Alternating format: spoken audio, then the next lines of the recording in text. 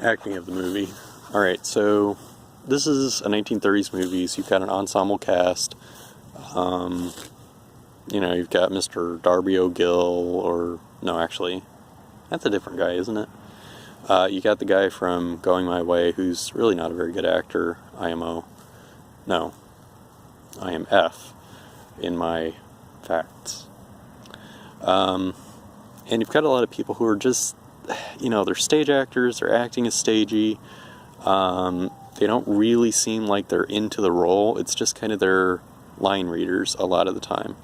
And it's definitely one of the weakest parts of the movie, and is probably one of the more discouraging things. When people look back at classic movies or old movies, I think that might be one of the big things, aside from that it's black and white and the crappy sound, the thing that really discourages people from watching it, because the acting is so stilted and, lacks real depth in the way people talk. It's like the difference between this movie and the Poirot stories, with David Suchet. It's like comparing a Disney television show to a Disney movie. Very big difference in quality and voice talent and story writing. That might be a bad example. How about Stargate SG-1 versus Stargate Infinity? It's that kind of stark contrast between in the quality of things. So yeah, the acting stinks. I think there are a few good actors in it, or good moments at least. The guy who's facing off with the judge when it gets down to the last 4 characters is pretty good, but everybody else is just not.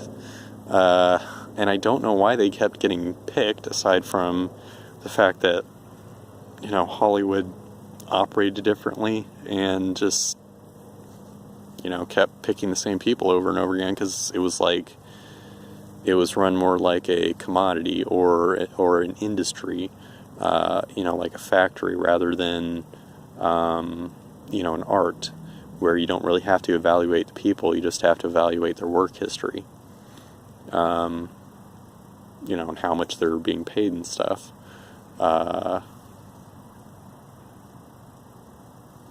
And you got people that just oh, hey, it's this guy.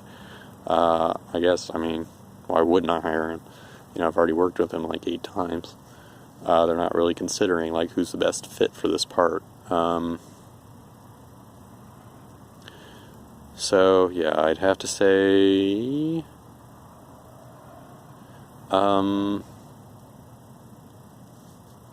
between 16 and 32%. It's not enough to make me, just outright hate it, but it's just so weak. So I'd have to say maybe 28%. It's not cringe-worthy bad. It's just, that would put it down in the single digits rating, but it's just not enough to carry the movie. So yeah, 26, 20, did I say 26? 22%? Yeah, probably 26% would be better. Alright, I'm going to wrap it up with the overall rating, and that'll be the end of this review.